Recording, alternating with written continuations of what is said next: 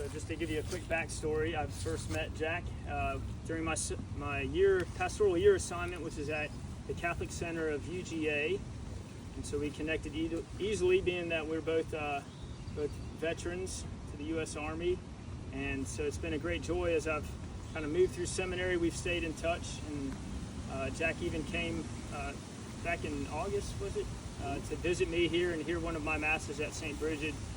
And then we came over here and walked to this park, and he was just blown away by the beauty and by the reverence of this place. And so that's started the wheels turning of, it'd be nice to do some kind of ceremony, and lo and behold, here we are. So what a gift it is to be here and to have you standing here, Jack. So Jack enlisted in the U.S. Army Engineer Candidate Program, OCS, beginning January of 1967. After basic and AIT training at Fort Leonard Wood, Missouri, where Jack was introduced, Chicago 16-inch softball to the base. You have to tell us about that story. He was transferred to Fort Belvoir, Virginia, and began his OCS training. Unfortunately, the Army could not seem to initiate the start date for his OCS class.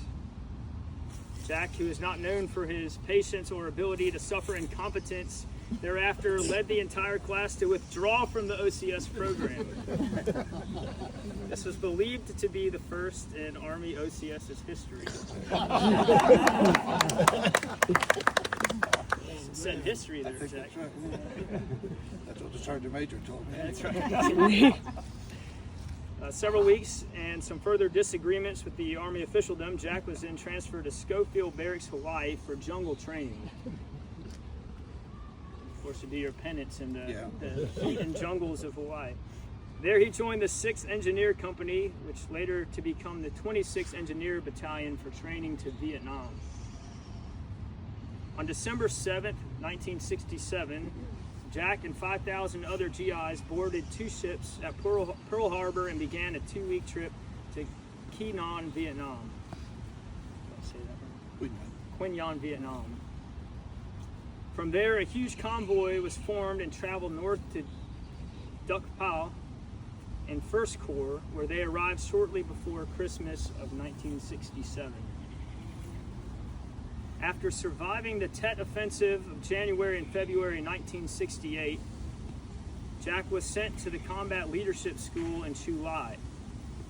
As the top graduate of the school, where Jack was promoted to Sergeant E5 and returned to Duc Pau, where he took over a squad in 3rd Platoon, Charlie Company, 26th Combat Engineer Battalion.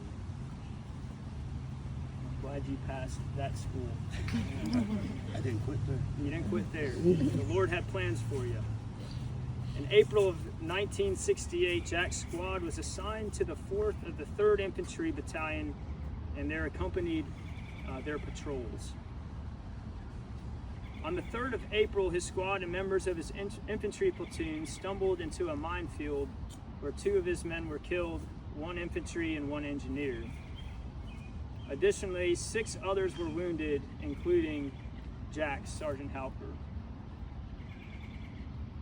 Many months of assignments in the field attached to various infantry units exposed Sergeant Halper to mortar attacks, snipers, lots of demolition work.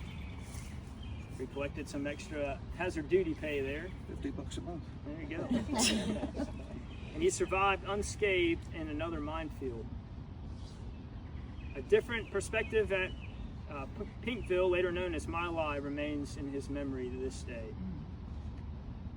Sergeant Halper in October was reassigned to the base camp at Duc Pau, where he was given the job of building and maintaining an enlisted man's club. He retained this position until December of 1968, when his tour in Vietnam ended, and he returned to the States, where he was honorably discharged. Let's give Jack a great round of applause.